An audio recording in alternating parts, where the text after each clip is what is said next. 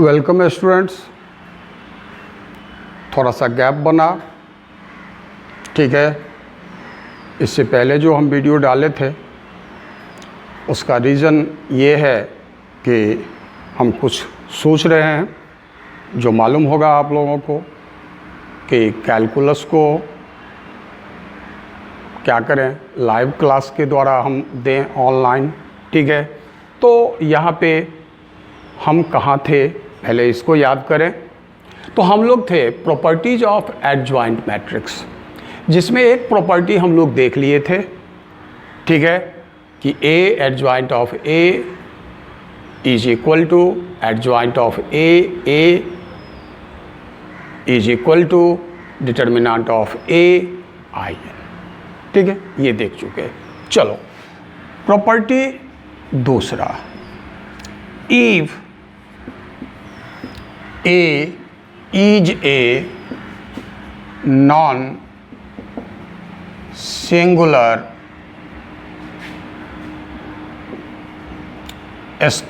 square matrix of order n, then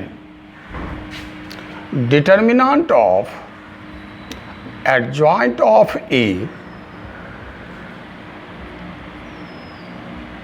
determinant of A का whole to the power n-1, ठीक है। If A is a non singular square matrix, square शब्द ना भी लगाएं तो काम चलेगा और लगा भी दें तो गलत नहीं है। If A is a non singular square matrix of order n, then determinant of किसका, एडजॉइंट ऑफ ए के डिटर्मिनेंट का वैल्यू इतना होगा। पहली बात, ये बहुत ही आवश्यक थ्योरी है। इस पे हर बोर्ड में ऑब्जेक्टिव क्वेश्चन पूछे गए हैं, यहाँ तक कॉम्पिटिशन लेवल में भी, डिफरेंट कॉम्पिटिटिव एग्जामिनेशन में भी इससे क्वेश्चन पूछे गए हैं, ठीक है। तो मैं पहले ये बता दूं, नॉन सिंगुलर तो जानते हैं कि ये तब लगेगा जब मैट्रिक्स ए नॉन सिंगुलर हो, अर्थात उसके करस्पॉन्डिंग डिटर्मिनेंट का वैल्यू 0 ना हो, तब ना नॉन सिंगुलर होगा, तब ये थ्योरी लगेगा, ठीक है। अब जैसे इस पे मैं एक एग्जांपल आपको दे देता, तब आगे मैं बताता कि ये थ्योरी कहाँ से आ जाता। जैसे एग्जांपल है, ये पूछा हुआ क्वेश्चन सब है, if A is a non singular matrix of order 3 and determinant of A क्या है 5, देन फाइंड डिटर्मिनेंट, यानी एडजॉइंट ऑफ ए के डिटर्मिनेंट का वैल्यू आपको क्या करना है, निकालना है। फिर क्वेश्चन पहले देख लीजिए, if A is a non singular matrix, हो सकता है यहाँ आपसे if A is a matrix such that of order 3 such that determinant of A बराबर 5, नॉन सिंगुलर हटा दे, उससे कोई फर्क नहीं पड़ेगा। क्यों कि जब हम डिटर्मिनेंट का वैल्यू 5 दे रहे हैं विच इज नॉन जीरो, तो यहाँ नॉन सिंगुलर नहीं भी लिखते हैं तो कोई प्रॉब्लम नहीं आएगी क्वेश्चन में। तो if A is a non singular matrix of order 3 and determinant of A का वैल्यू 5 है, then find the value of the determinant of adjoint of A, है ना। अब ये थ्योरी ध्यान दोगे, क्या यहाँ जो ए है वो नॉन सिंगुलर है, तो यहाँ आप क्या करोगे, given determinant of A equals कितना 5, ठीक है। ऑर्डर ए का क्या है 3, तो क्या लिखोगे, we know that determinant of adjoint of A equals determinant of A का whole to the power n-1। तो n यहाँ क्या है, ऑर्डर क्या है सो बोलिए। अच्छा है, चाहे पहले लिख दीजिए n-1 होगा, ये फॉर्मूला हम जानते हैं। where n इज द क्या ऑर्डर ऑफ e, है ना। तो यहाँ n का मान क्या है 3 और डिटर्मिनेंट ऑफ a का मान क्या है 5।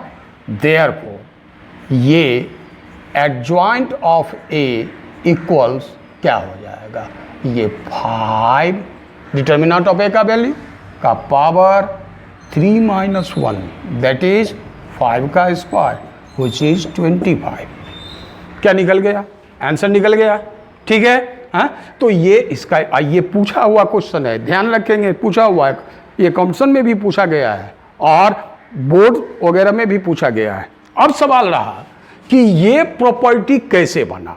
अगर आप इस बात को समझना चाहते हो तो मैं बता देता कि ये प्रॉपर्टी कैसे आया। तो चलो,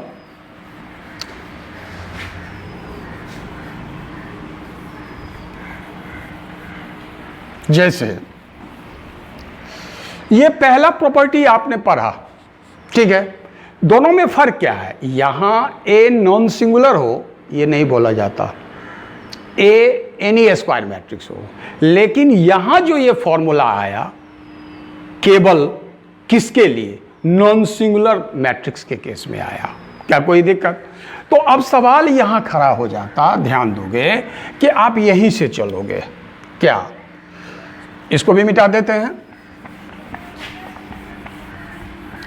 जैसे ये आपका है, ध्यान दोगे पहला प्रॉपर्टी से ए एडजॉइंट ऑफ ए, ये डिटर्मिनेंट ऑफ ए, ये इसके बराबर है। आई एन क्या है, यूनिट मैट्रिक्स है, कितने ऑर्डर का, एन का।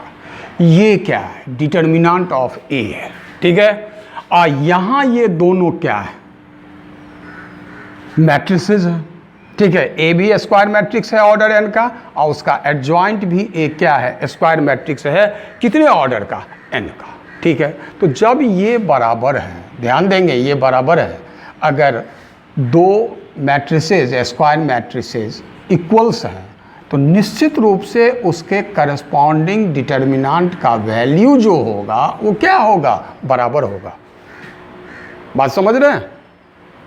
हाँ, एक बात जो है ये ध्यान रखेंगे, मैंने क्या बोला कि यदि ए और बी बराबर हो, ए और बी दो स्क्वायर मैट्रिसेज हैं जहां ए बराबर बी हो, ध्यान दे रहे हैं, तो ए के डिटर्मिनेंट का वैल्यू और बी के डिटर्मिनेंट का वैल्यू बराबर होगा। लेकिन एक बात ध्यान रखना, यदि दो मैट्रिसेज ऐसे हो, दो स्क्वायर मैट्रिसेज जिसके डिटर्मिनेंट का वैल्यू क्या हो, बराबर हो, तो ऐसा मत कह देना कि दोनों मैट्रिसेज भी क्या होंगे, इक्वल होंगे। ऐसा नहीं होगा, ऐसा नहीं होगा, समझ रहे हो? ध्यान से फिर सुनेंगे।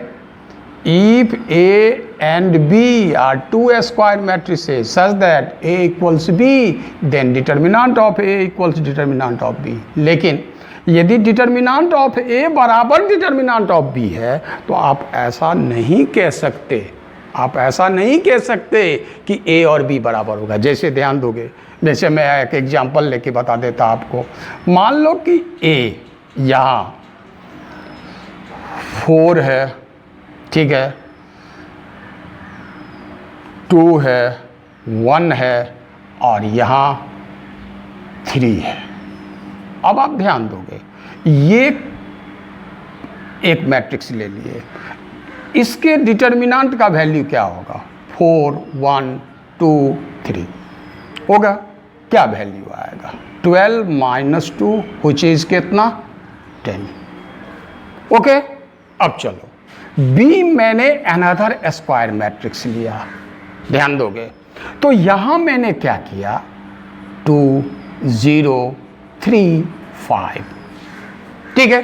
चलो अब देखते, डिटर्मिनेंट ऑफ B का वैल्यू निकालने को जाते हैं तो ध्यान दोगे क्या देगा, 2, 0, 3, 5, बोलो होगा।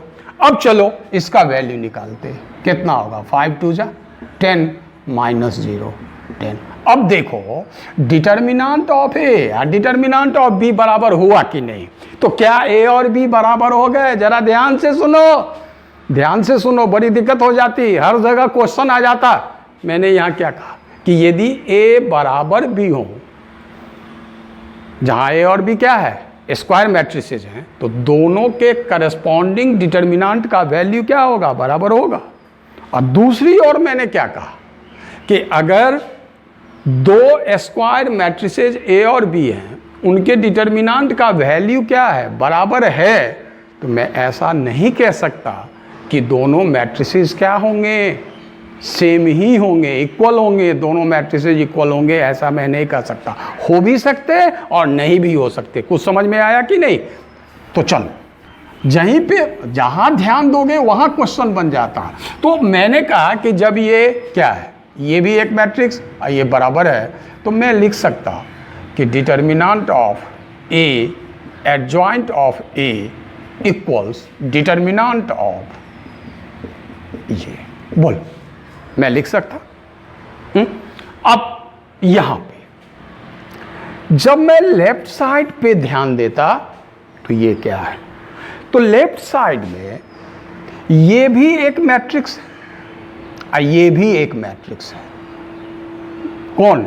एक भी ऑर्डर एन का मैट्रिक्स है और एडजॉइंट ऑफ ए भी क्या है? ऑर्डर एन का मैट्रिक्स है। ठीक है, तो ये दो मैट्रिसेस, दो स्क्वायर मैट्रिसेस हैं सेम ऑर्डर के, उनके प्रोडक्ट का क्या है? डिटर्मिनेंट है। तो मैं इसे लिख सकता determinant of A into determinant of adjoint of A, मैं ये लिख सकता। लेकिन जब मैं यहां पहुंच रहा, मतलब कहाँ? LHS में, तो यहां अलग कॉन्सेप्ट है। याद करें, मैंने दो थ्योरी बताया था। पहला थ्योरी ये बताया कि यदि के स्केलर हो, ए स्क्वायर मैट्रिक्स हो ऑर्डर एन का, ध्यान दो, ऑर्डर एन का स्क्वायर मैट्रिक्स हो, तो के ए के डिटर्मिनेंट का value k to the power n अर्थात order of A into determinant of A. याद करो, ये कब? जहां के स्केलर है और ए क्या है? तो स्क्वायर मैट्रिक्स है। कितने ऑर्डर का? एन ऑर्डर का। और यहीं पर मैंने एक थ्योरी और बताया। थ्योरी तो पढ़ते नहीं हो, क्या होगा? सीधे कहोगे कि क्वेश्चन बनाएंगे, कॉम्पिटिशन के लिए तैयारी करेंगे, हैं? और दूसरा थ्योरी मैंने बताया कि अगर ए और बी दो स्क्वायर मैट्रिसेस हों सेम ऑर्डर के, अर्थात if A and B are two square matrices of the same order, then product A B के डिटर्मिनेंट का वैल्यू बराबर डिटर्मिनेंट ऑफ ए इंटू ये होगा। अब देखो कितना बड़ा फर्क हो गया। जैसे यहां पर मैंने क्या किया कि ये दोनों मैट्रिसेस इक्वल हैं, ठीक है, मैंने दोनों साइड क्या लिया? दोनों के डिटर्मिनेंट का वैल्यू बराबर किया। अब यहां कौन सा थ्योरी लगेगा? ये लगेगा, ये कोई दिक्कत।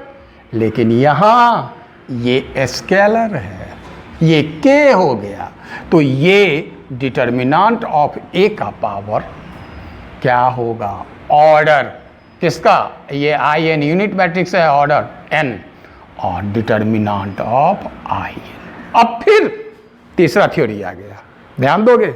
एक थ्योरी को समझने में कि ये कहां से आया, इसीलिए जहां तक हो एक्सप्लेन करके पढ़ो तो फायदा है, ठीक है। तो अब इसका वैल्यू 1 होगा। अब तुम कहोगे ये कहां से 1 होगा? बहुत सारे बच्चे जो पीछे वाला थ्योरी नहीं पढ़ता, केवल सवाल बनाने के चक्कर में रहता, वो फिर यहां फंस जाएगा। आपको मैंने बताया कि यदि ये कोई ए डायगोनल मैट्रिक्स हो,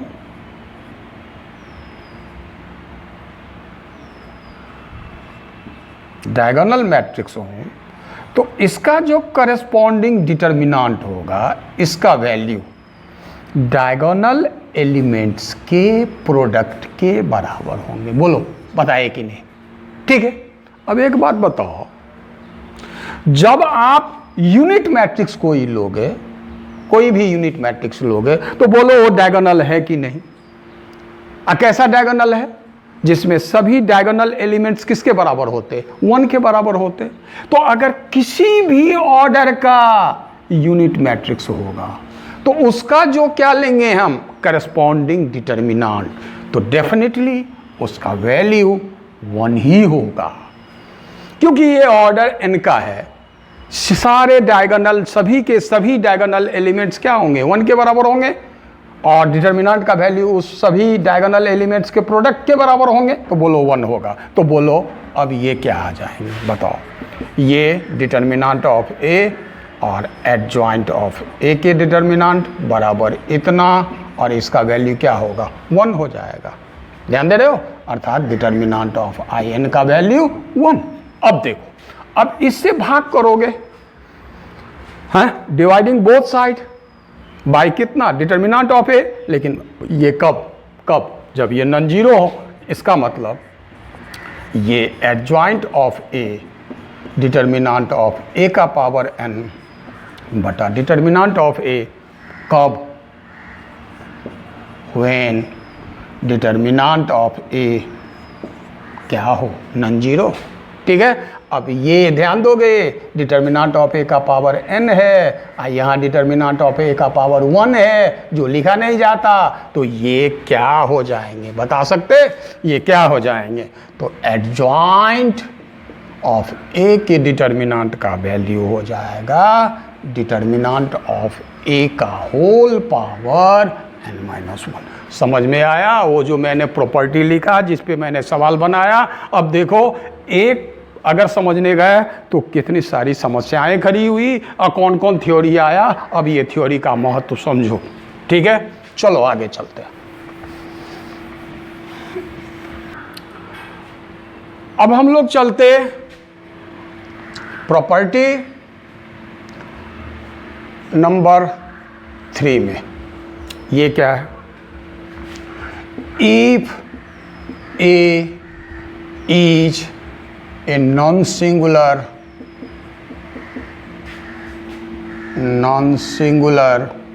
मैट्रिक्स, स्क्वायर भी लगा सकते हैं, यहाँ कोई दिक्कत नहीं है। A is a non singular square matrix भी कह दो। If A is a non singular matrix of order n, ठीक है, देन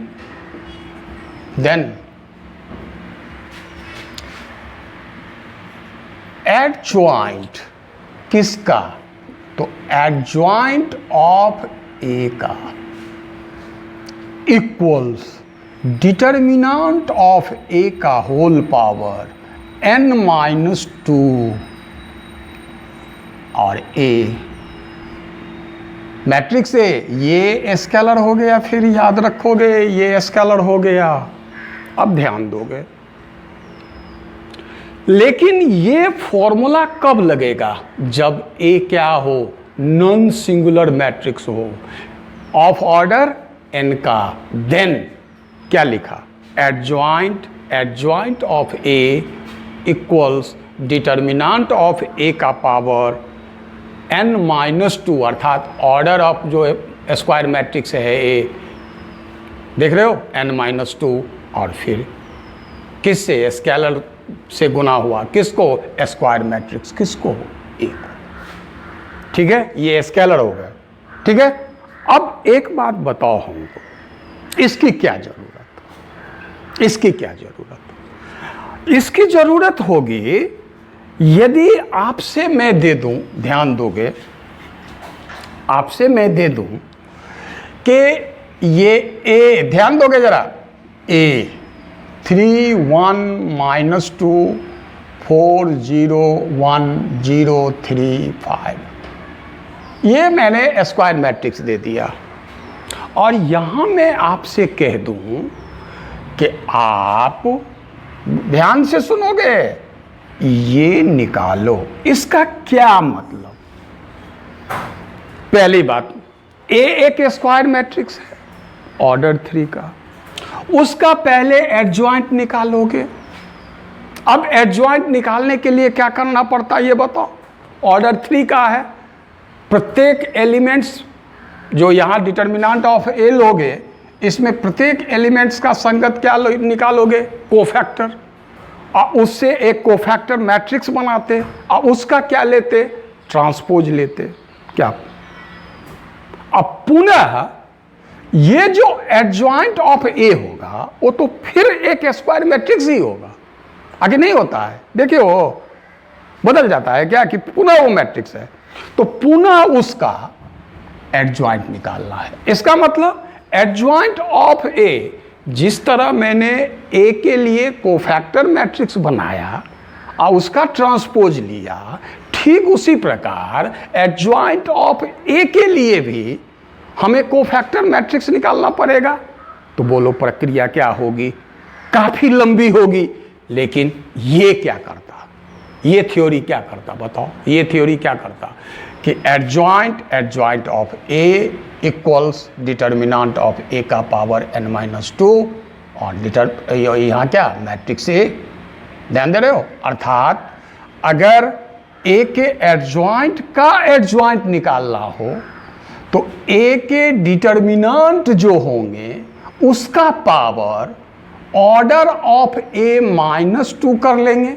ध्यान दो, ऑर्डर ऑफ a-2 कर लेंगे और उस स्केलर के साथ किसका, a का क्या ले लेंगे, स्केलर मल्टीपल ले लेंगे। स्केलर मल्टीपल, ये स्केलर मल्टीपल हो गया किसका, a का, किस स्केलर से, तो ये स्केलर हो गया। तो क्या होगा, आप बच जाओगे।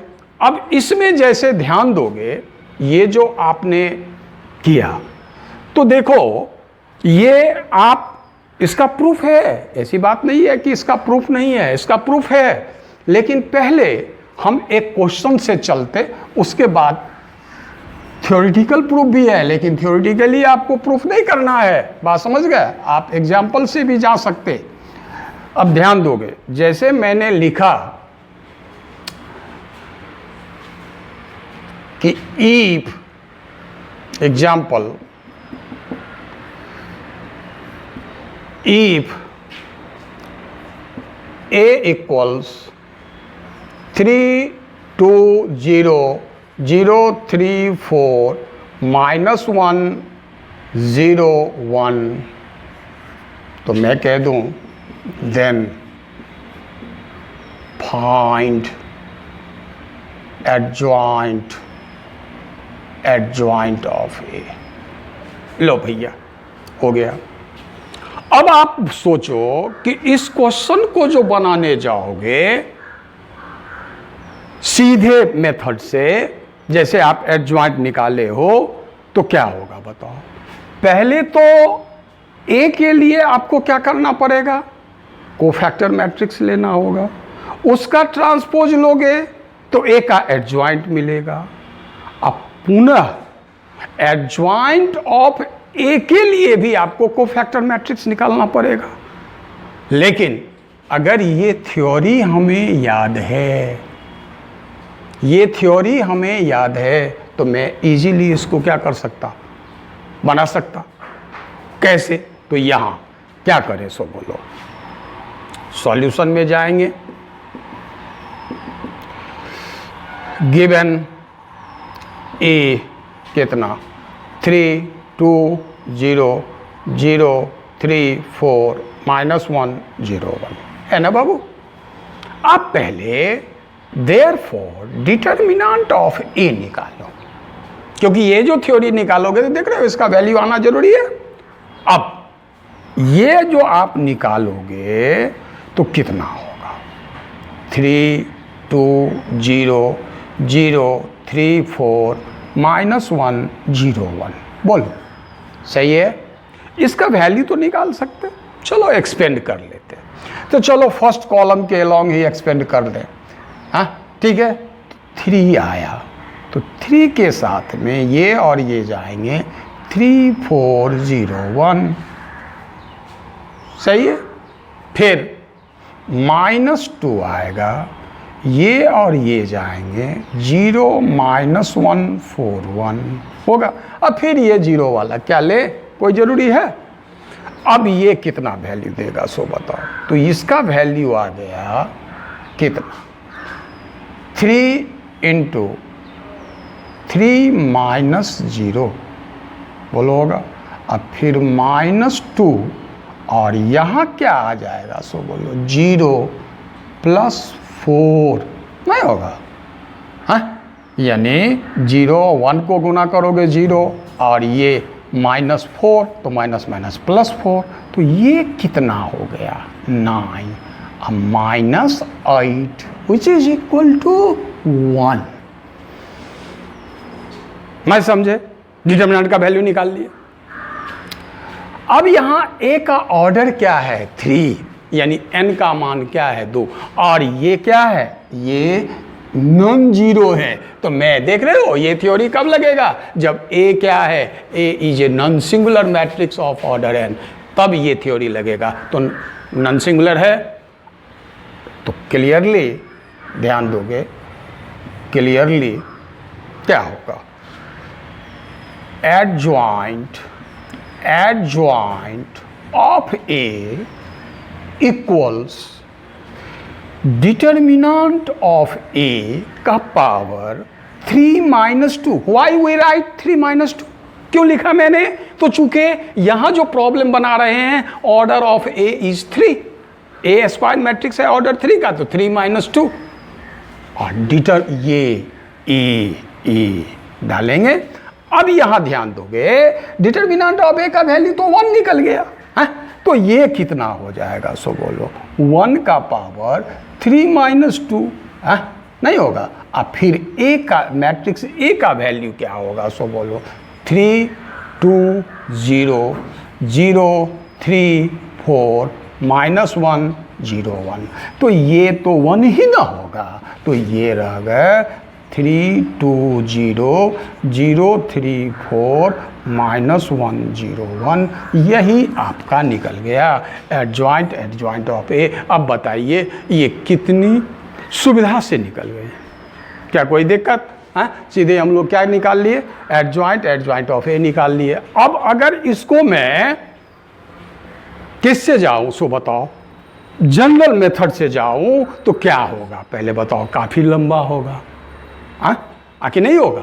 अब आप ये बताओगे कि सर ये कैसे आया, तो देखो मैं तो बता दूंगा, लेकिन पीछे वाला थ्योरी पर अगर पकड़ नहीं होगी तो आप नहीं समझोगे। तो चलो मैं इसको बता देता, निश्चित बता देंगे आपको कि ये क्या होगा, ठीक है, कैसे होगा। चल अब इसको मिटा देते हम।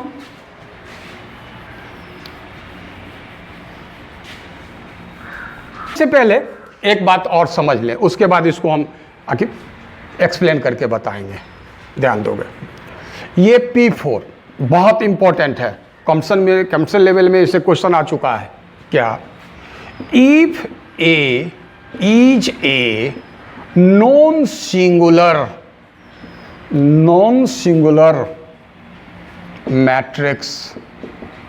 Matrix of order n, then determinant of पूछा गया है, कॉम्पसन में पूछा गया है, वो भी एडवांस मैन में जाके ये पूछा है, एडजॉइंट ऑफ ए, यानी इसके, ये तो एक मैट्रिक्स ना होगा, ये अभी निकाले थे मैट्रिक्स ना हुआ, उसके डिटर्मिनेंट का वैल्यू, उसके डिटर्मिनेंट का वैल्यू क्या होगा, हाँ इसका बेटा ये सीधे डिटर्मिनेंट ऑफ ए का पावर n - 1 का whole square, determinant of A to the power order of A -1 का कितना होल स्क्वायर, ये पूरा क्या है, पावर है, एक्सपोनेंट है किसका, ए के करस्पॉन्डिंग डिटर्मिनेंट का जो वैल्यू होगा, ध्यान दीजिए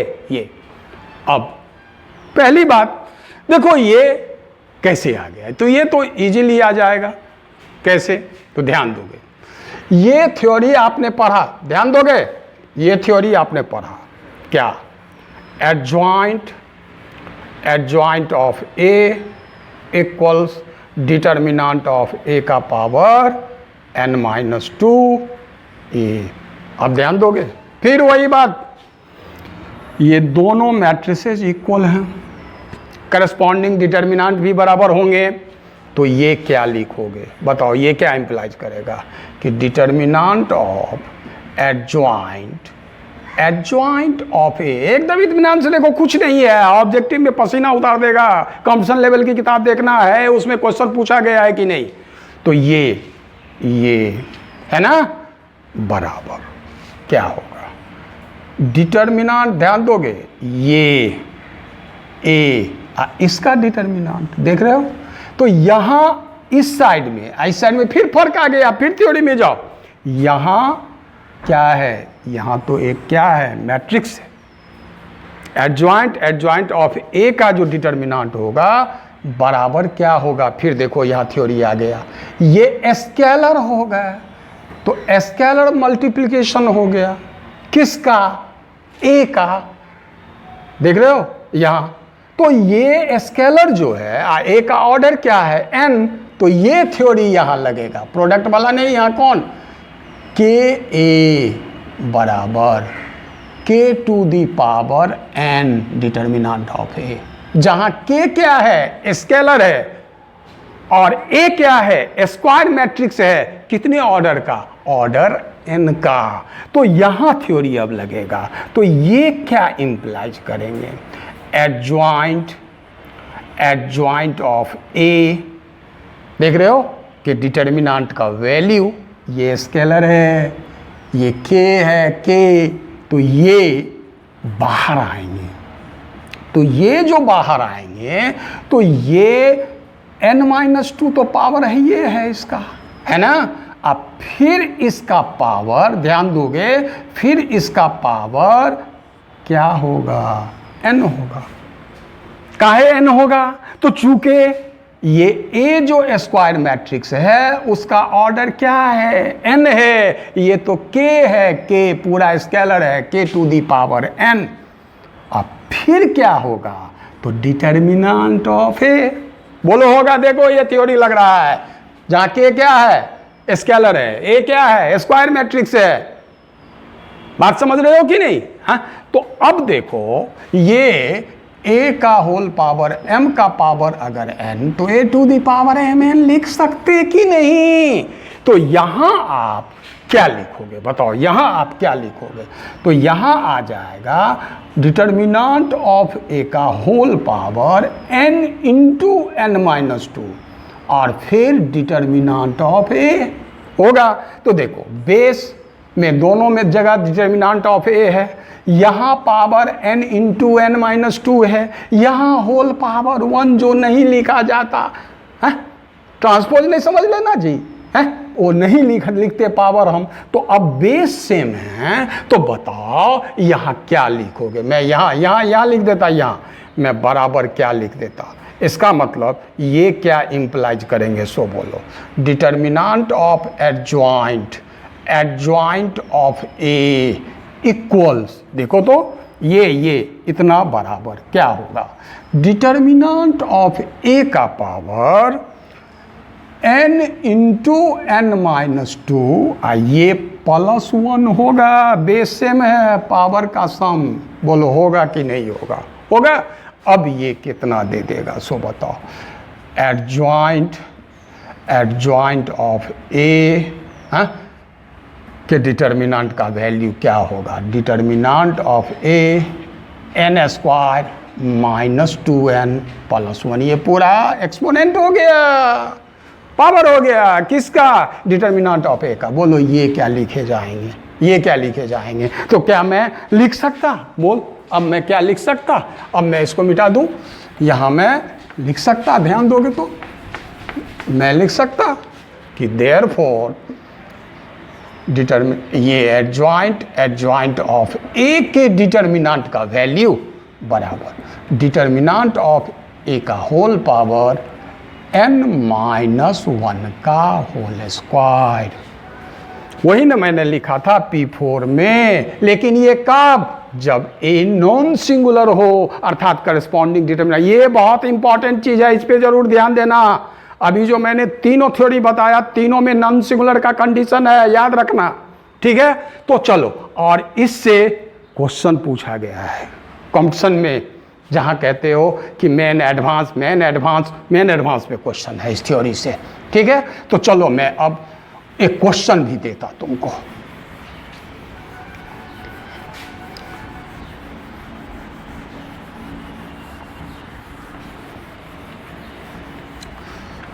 क्वेश्चन ऐसे है,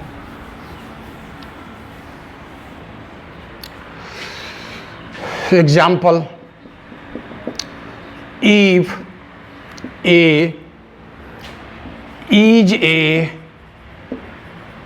square matrix of order 3 and determinant of A equals to, then write the value of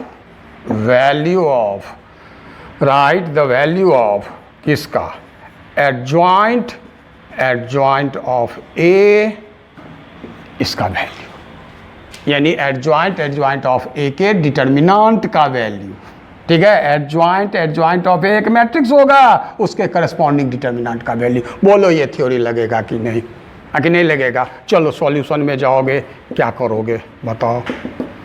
क्या, given determinant of A equals to, नहीं समझ गया, ऑर्डर ऑफ ए इज कितना, 3, नहीं समझ रहे हो, हाँ। नो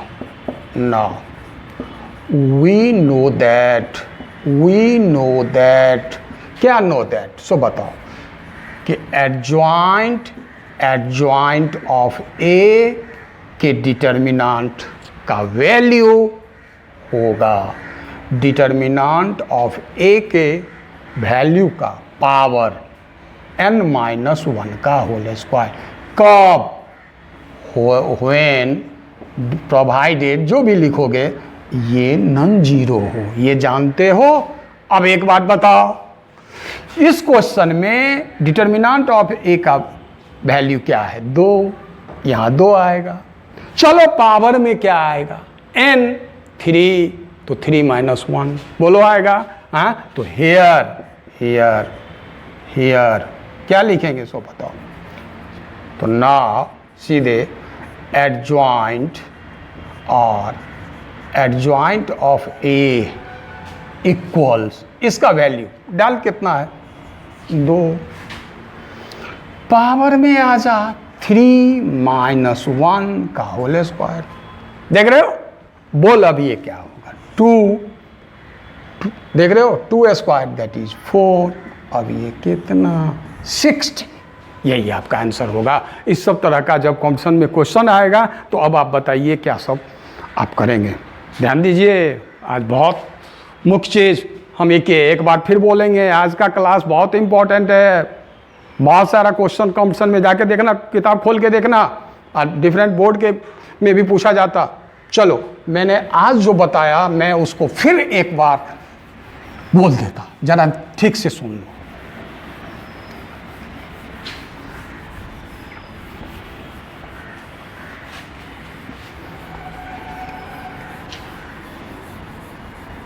ध्यान से फिर सुन लो। P1 पहले क्लास में हो गया था। P2 में मैंने लिखा कि A यदि नॉन सिंगुलर मैट्रिक्स हो।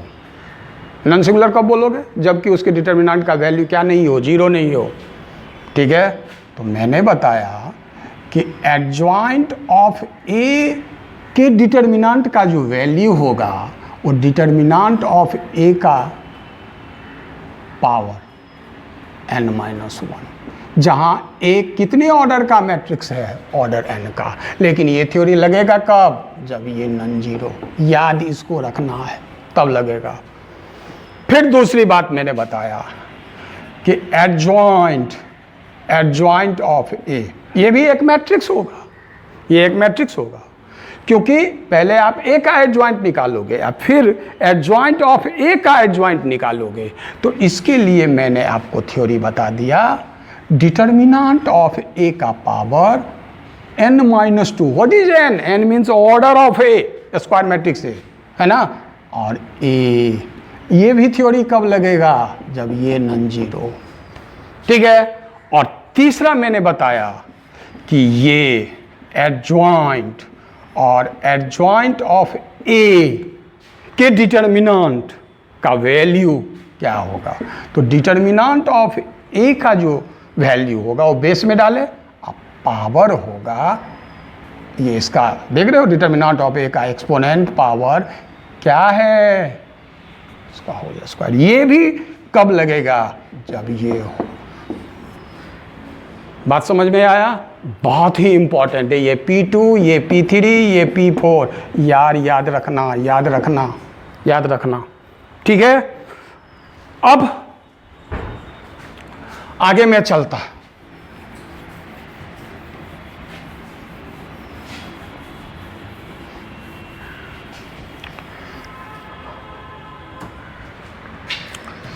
P5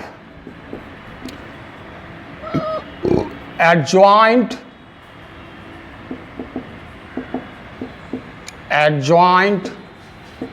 of a diagonal matrix, adjoint of a diagonal matrix is a diagonal matrix।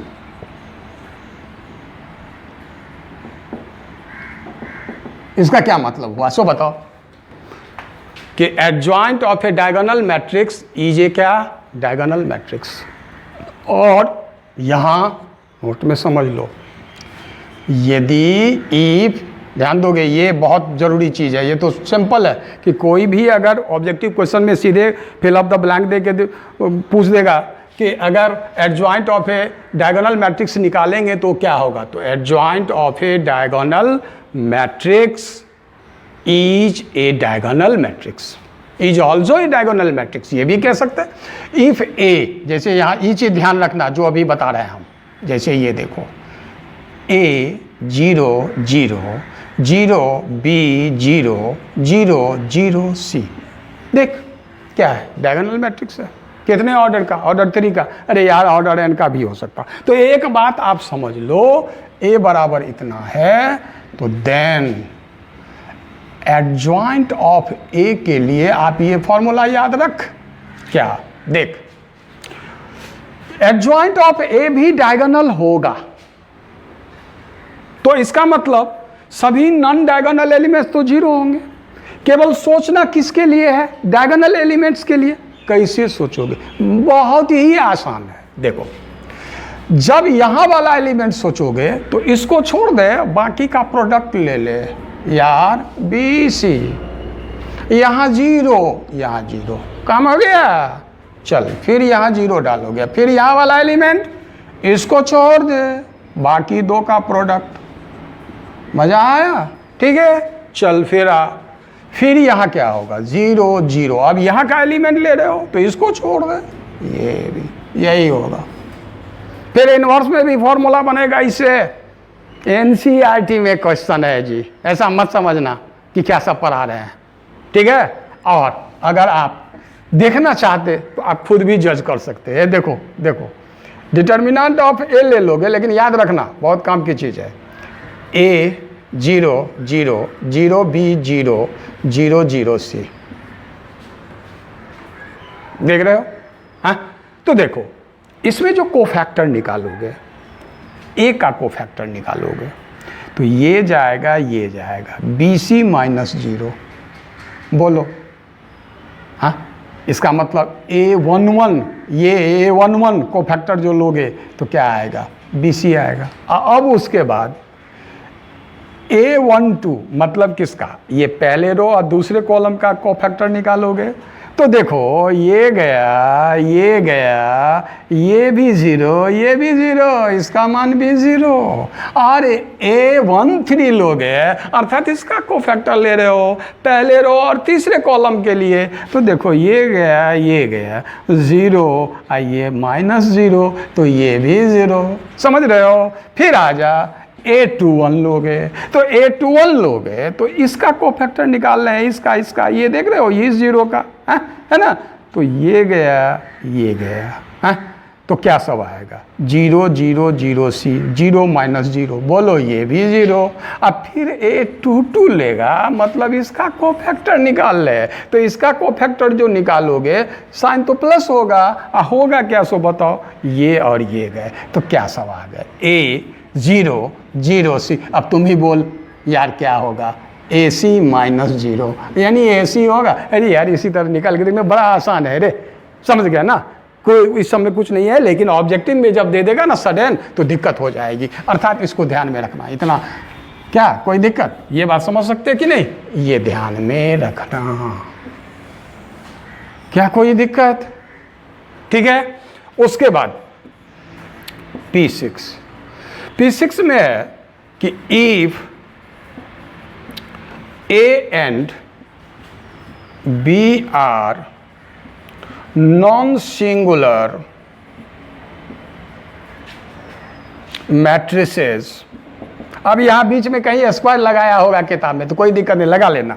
If A and B are non-singular, जब ये कह दिए तो square matrix, A and B are non-singular matrices